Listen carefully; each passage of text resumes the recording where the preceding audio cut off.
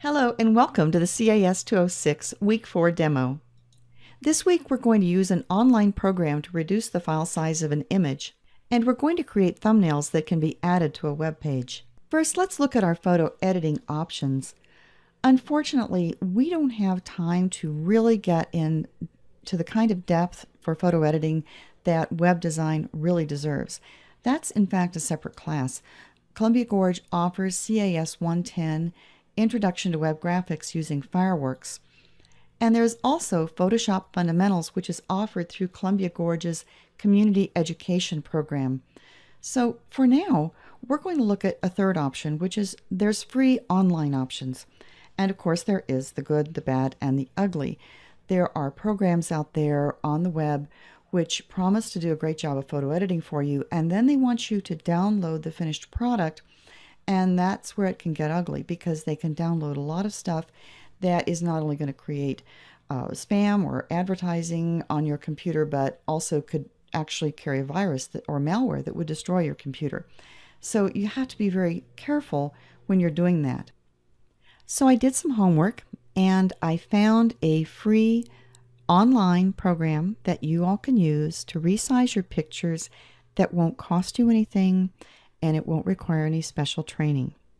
It's called picresize.com, and it is a safe site to use. I'll show you how I know that in just a minute. But before we do that, I do want to show you something that I want you to watch out for, even if you choose right now to stop the video and go to PicResize and try it out for yourself, which I know a lot of you could probably do. But before you do that, look at the box at the top of this website. Notice that there's a box that says Image Resizer, and you can download that. It's got a nice little green button over there for you. It also says advertisement. This is not what you want. They would love for you to download software to your computer for whatever reasons they have. Maybe it's tracking the activity on your computer or whatever. I don't even want you to go there. Don't download, even from this site, which we consider safe, because you don't need to download anything. You're going to use a free service, which is in the bottom part of the page, where you're going to drag a picture in and you're going to have PicResize change the size, and you can crop, and there's some other effects that you can use. And then you're going to just simply save the JPEG. The JPEG is all you want out of these people. You don't want any software, thank you very much. So keep that in mind whenever you're at any site like this, is what are you really there for? And only take away what you need and what you know is safe. And in this case, you don't need to download any software. I did mention that I knew this site was safe, and the way I know that is because I took the web address and I plugged it into Norton Safe Web, and you can see here that they have found no problems with the site, as long as we're just using that service that I'm going to teach you guys about. I don't make any promises about whatever you might download, so we're not going to do that. But if you want to check out a website, find out if it's safe or not, you can go to Safe Web Norton, and then McAfee also offers a service like this. So let's take a look at PicResize. I have a picture here of Parker Farms, which is a lovely place here in the desert of New Mexico that actually has its own water. They have a pond and they have a greenhouse, and I go there in the spring to buy my flowers. So I took a picture out there because I thought it was really beautiful, but unfortunately, like a lot of pictures that you take with a digital camera or phone, it has a very large file size. And I want to be able to reduce that file size from 38.9 meg to somewhere around 40 to 100K. You don't want to have anything that's any larger than that for a website, unless, for example, you're NASA and you've taken a picture of the Milky Way and people know it's going to take 5 minutes to download the silly picture. You want things to download very quickly for people because you don't want them to get bored waiting for things to download on your website. And so that's why we're going to reduce this file size. So the first thing that you're going to do is you're going to take the picture that you want and you're going to drag that file over to this box, which says Select Picture. Or of course you can use the browse option over on the right. You can browse your computer and you can find the file you want. And then you're going to click the button Continue, Resize, Crop, and Special Effects. When you're resizing the picture, you want to take a look at what you're going to get if you use some of their options like 50% smaller or whatever. Over here on the right, you see that if I reduce this image size in half, I'm still going to have a very, very large picture. This size is bigger than a lot of people's computer screens. So I really don't want to make it 50% smaller. I'm going to choose instead a custom size. And you can see that I've chosen a custom size of 600 pixels width, and I let Pick Resize automatically put in the height for me. If I put in one dimension, they will put in the other, and then I'm not stuck doing crazy math and trying to keep the picture from getting distorted in width or height. So I'll just put in one dimension, and it's going to be 600 by 450, and that's a pretty comfortable size for a lot of people to look at. And when you're doing your assignment this week, I would recommend that you use that size to make your pictures. And I'm also going to choose better, because there's going to be two sets of images this week. There are going to be thumbnails, which are really small. We'll get to those in a minute. They're only going to be good quality. Then I'm going to have the actual pictures, which people will click on the thumbnails. They'll go to the actual sized pictures that I want them to see.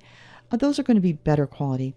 I don't recommend best for a web page because you get into a larger file size. We'd like our file size to be a nice size. And by the way, when you get into a software like Photoshop or Fireworks or any of those, you have a lot more choices. But for now, this is good. So we're going to go ahead and click I'm done. Resize my picture. And so here I got a finished picture. And you can see in this box up on the left, my original was 3.8 meg. My new picture is 107K.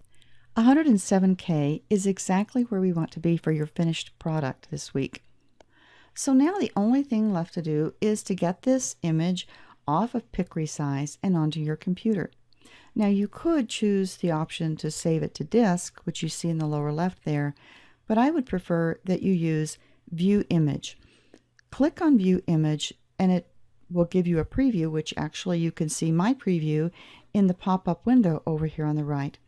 And many of you probably already know that you can right-click on most images on the web unless they're protected, and you can get a menu that will allow you to save the image.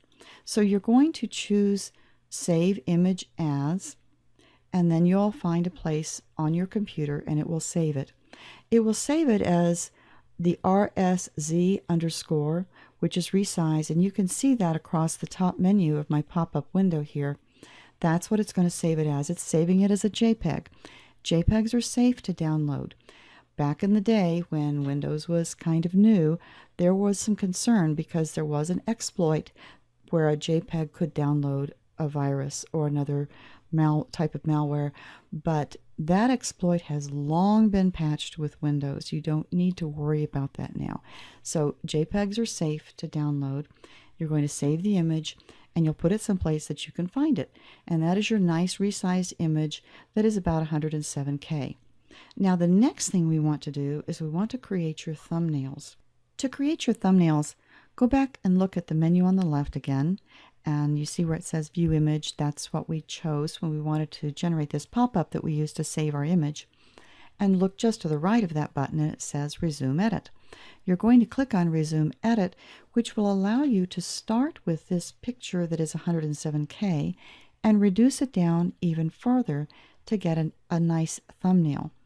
Click on Resume Edit and you'll get this menu.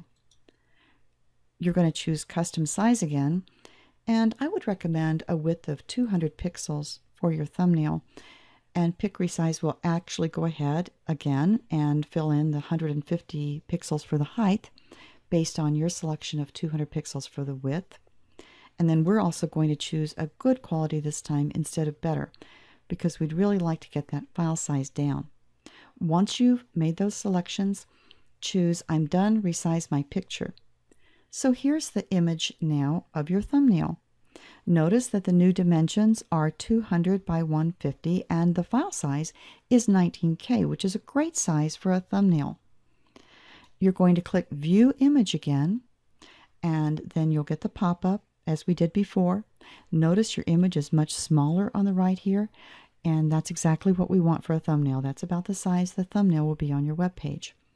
Right-click that thumbnail again and choose Save Image As, and you want to probably have a separate folder for your thumbnails so you don't get them confused when you're going through these. Or some people like to do an underscore SM at the end of it, or just something that will tell you that this is the thumbnail, so you don't mix up your large size images with your thumbnails.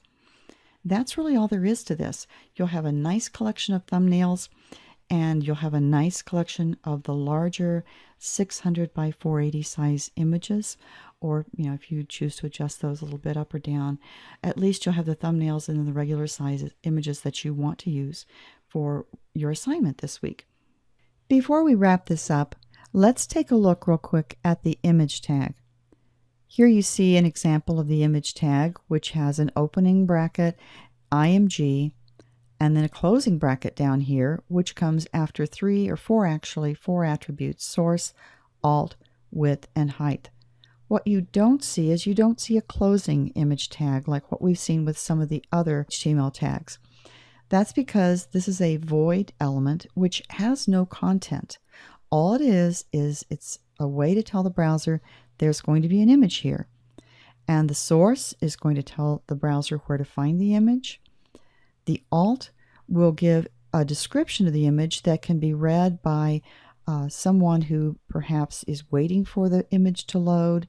They can look at this alternative text, or perhaps they're using a different kind of a browser device that doesn't show images, so they will get some text here.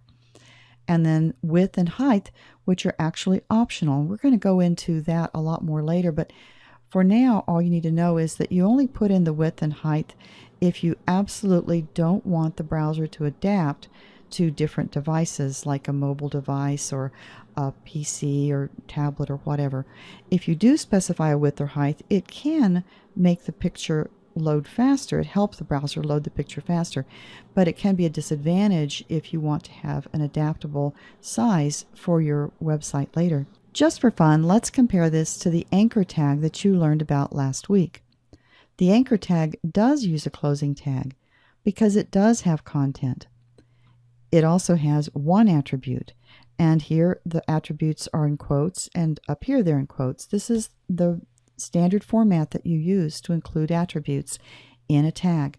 So I just thought it might be helpful to compare the two. And here we have the anchor tag, which encloses some text that the user will actually see as a link, because the browser knows to format any text that it sees surrounded by an anchor tag as a link. So if you want to learn more about HTML tags and why the image tag doesn't have the closing tag, you can go to this website, and that link is also in our course.